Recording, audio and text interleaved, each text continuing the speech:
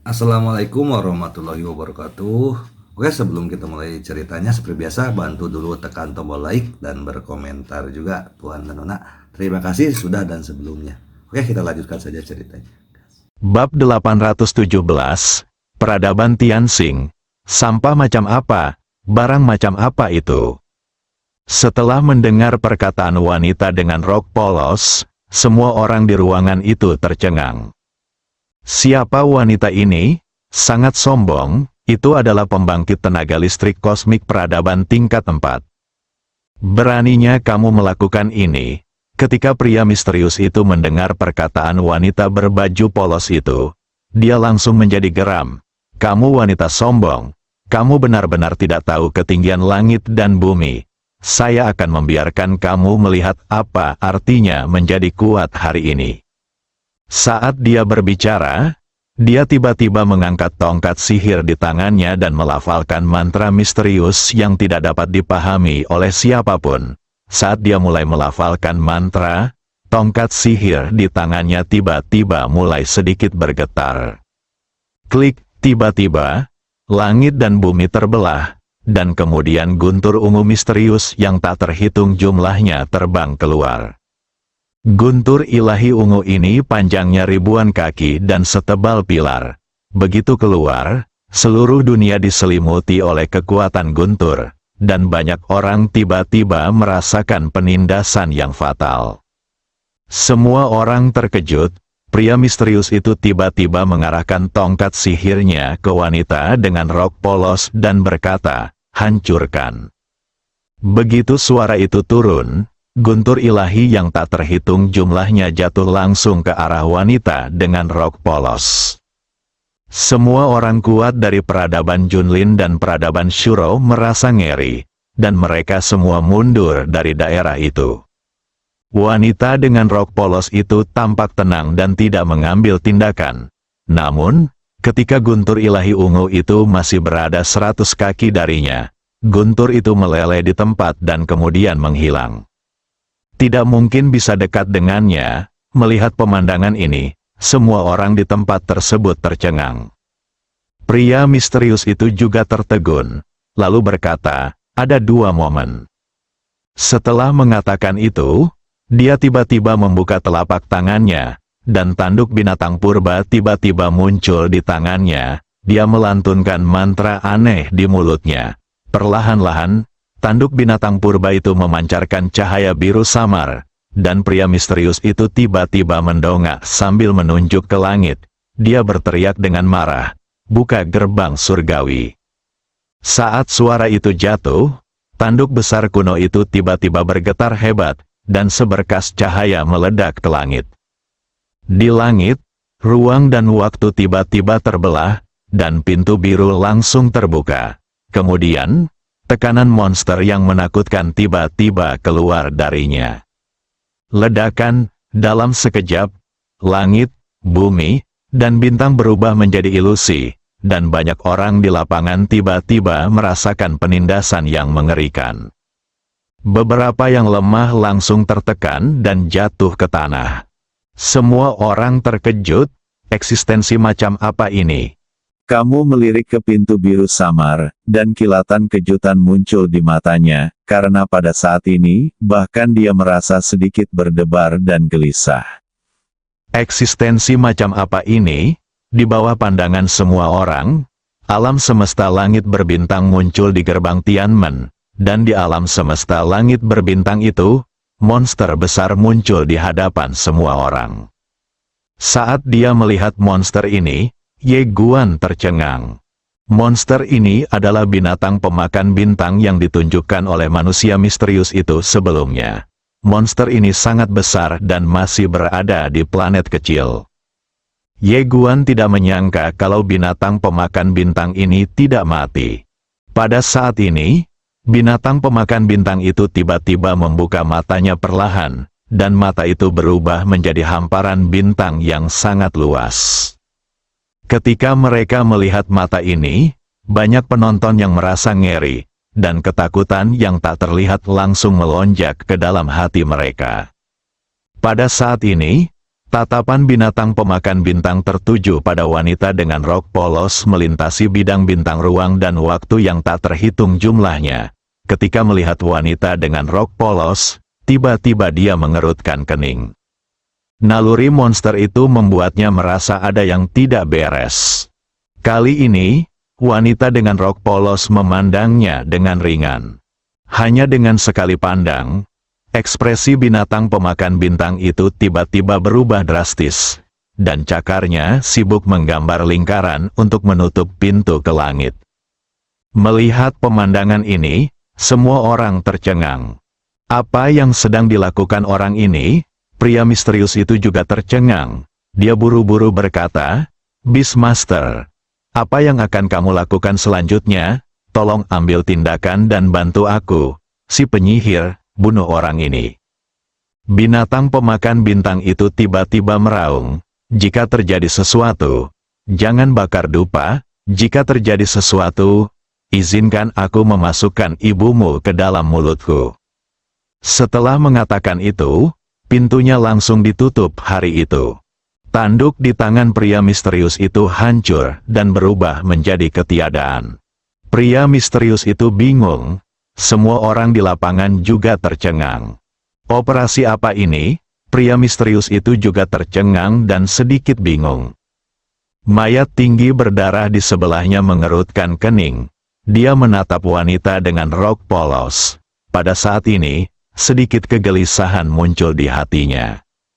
Ada yang salah, ada yang tidak beres. Sejak wanita dengan rok polos muncul, dia menyadari bahwa dia sama sekali tidak bisa merasakan wanita dengan rok polos di depannya. Tidak hanya itu, kesadarannya tidak bisa mendekati wanita dengan rok polos itu.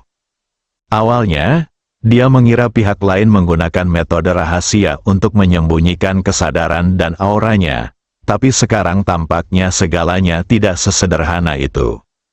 Pria misterius itu juga menyadari ada sesuatu yang tidak beres saat ini. Ada tatapan serius di matanya.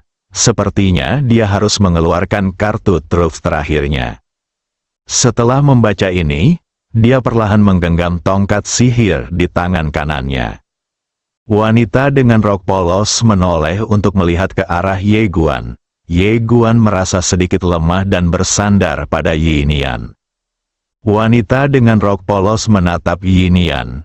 Kelopak mata Yinian bergerak-gerak dan dia mendekat ke Ye Guan. "Kalian berdua mengandalkan saya, dan saya mengandalkan Anda." Semuanya agak kosong. Wanita dengan rok polos itu melirik sekilas, lalu menoleh ke arah pria misterius di kejauhan. Pria misterius itu tiba-tiba meremukkan tongkat sihir di tangannya. Ledakan, staf sihir tiba-tiba meledak, dan kemudian, rune sihir kuno yang tak terhitung jumlahnya perlahan melayang keluar. Kemudian, rune sihir kuno itu tiba-tiba berubah menjadi seberkas cahaya ilahi dan tenggelam ke alis pria misterius itu. Bum bum bum, dalam sekejap, ratusan cahaya ilahi mengalir ke tubuh pria misterius itu.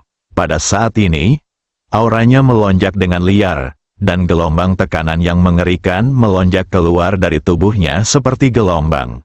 Bahkan mayat berdarah di sekitarnya, dan mundur menjauh dari area di mana dia berada.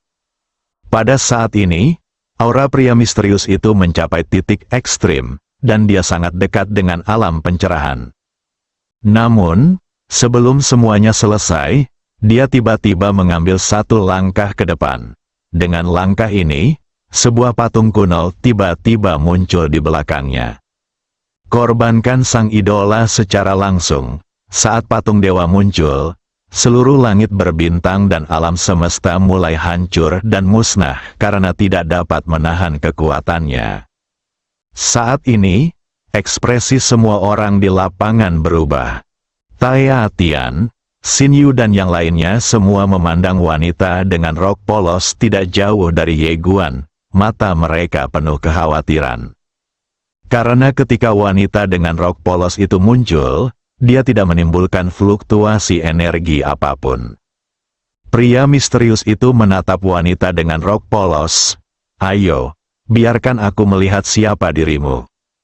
Setelah mengatakan itu, dia tiba-tiba membungkuk dan menamparkan wanita berbaju polos itu dengan telapak tangannya.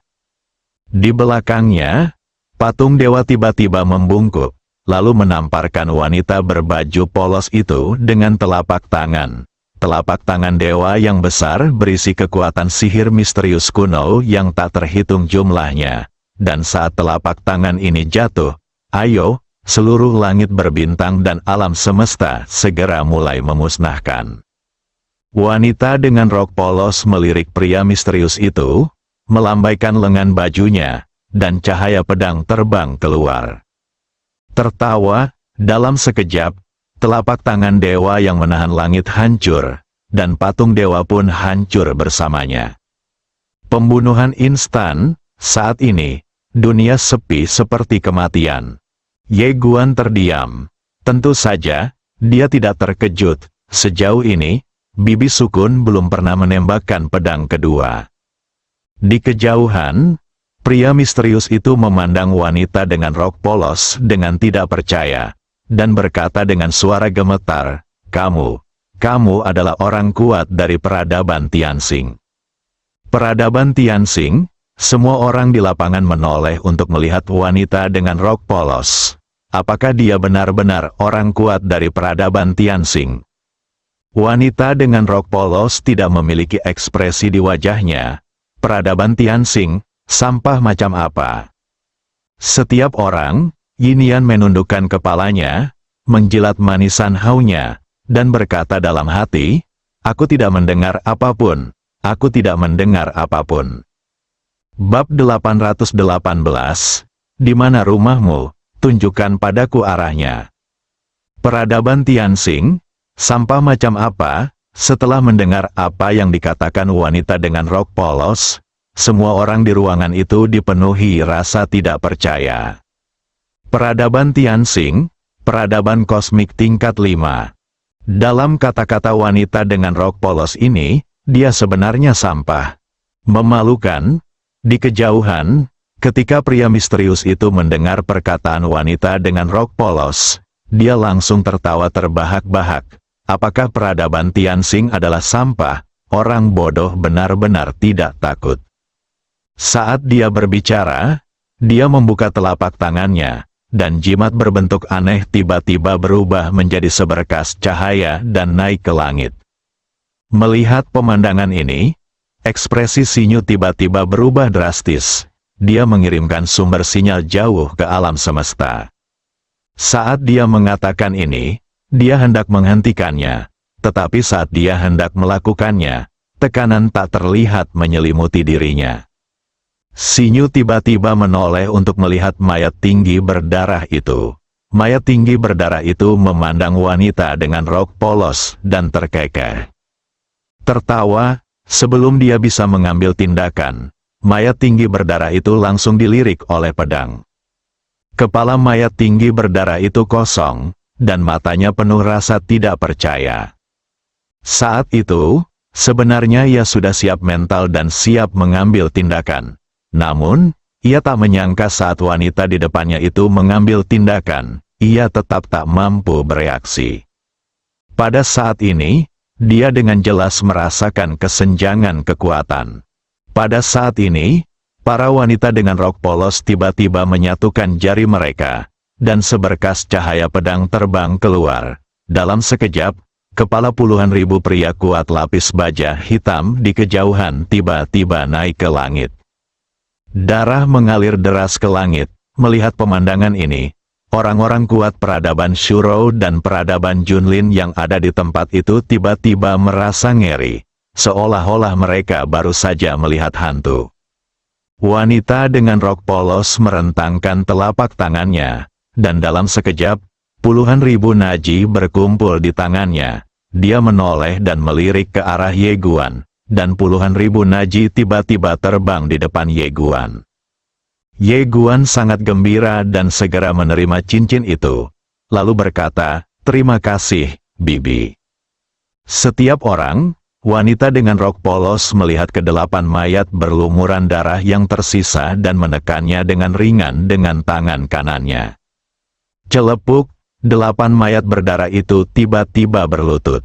Wanita dengan rok polos menoleh ke arah Ye Guan, maksud pedang.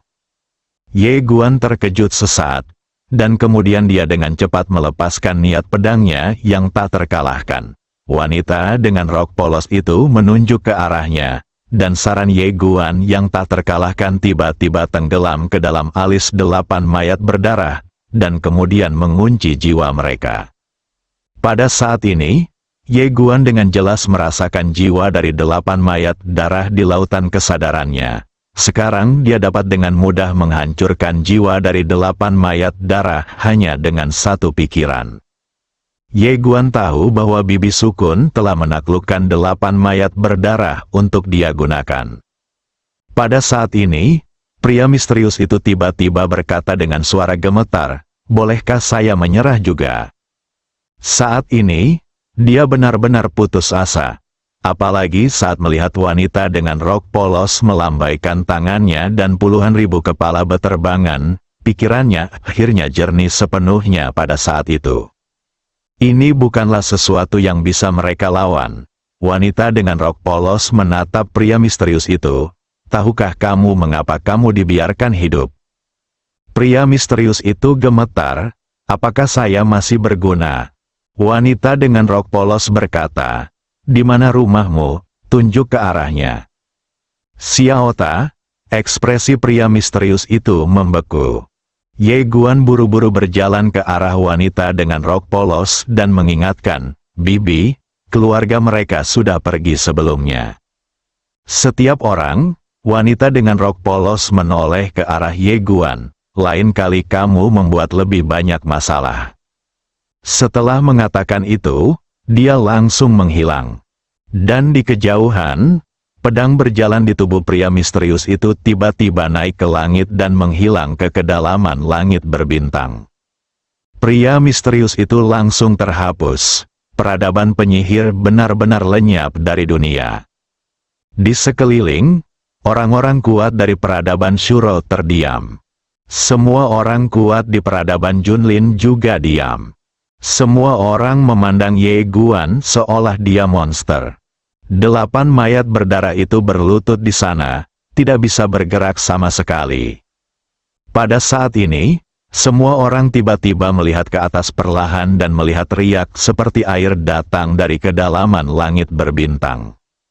Melihat pemandangan ini, ekspresi Sinyu langsung berubah. Ini adalah sumber sinyal kosmik. Seseorang telah mengirimkan sumber sinyal tersebut kepada kita. Saat dia berbicara, dia membuka telapak tangannya, sebuah runestone tiba-tiba naik ke langit, dan kemudian dengan cepat menyelamatkan sumber sinyalnya. Ye Guan memandang Sinyu dan bertanya, "Apa yang pihak lain katakan?" Sinyu menggelengkan kepalanya, "Saya tidak tahu, saya harus kembali dan menganalisisnya." Berbicara tentang ini, wajahnya menjadi gelap. Koordinat alam semesta kita telah terungkap. Sekarang, peradaban Tianxing mungkin sudah mengetahuinya. Peradaban Tianxing, begitu kata-kata ini keluar, wajah semua orang di tempat tersebut menjadi sangat jelek. Setiap peradaban di alam semesta akan berusaha sekuat tenaga untuk melindungi koordinat kosmiknya sendiri dan tidak akan dengan mudah mengungkap peradaban kosmiknya sendiri. Namun barusan, manusia misterius tersebut mengirimkan sumber sinyal jauh ke dalam alam semesta, yang setara dengan mengekspos alam semesta ini kepada banyak orang peradaban kosmik yang tidak diketahui sebelumnya. Jika Tianxing Civilization Universe menangkap sumber sinyal itu, semua orang yang hadir akan hancur. Memikirkan hal ini, wajah semua orang yang hadir menjadi semakin jelek. Ye Guan hendak berbicara ketika dia merasakan karakter kuno misterius di tubuhnya sedikit bergetar. Setelah menyadari adegan ini, Ye Guan sedikit mengernyit. Apa yang terjadi? Mungkinkah karakter kuno ini ada hubungannya dengan sumber sinyal tadi? Setelah membaca ini, Ye Guan memandang Sinyu dan bertanya, "Nona Sinyu, berapa lama waktu yang dibutuhkan untuk menganalisis sumber sinyal itu?" Sinyu berkata dengan suara yang dalam, Saya tidak tahu.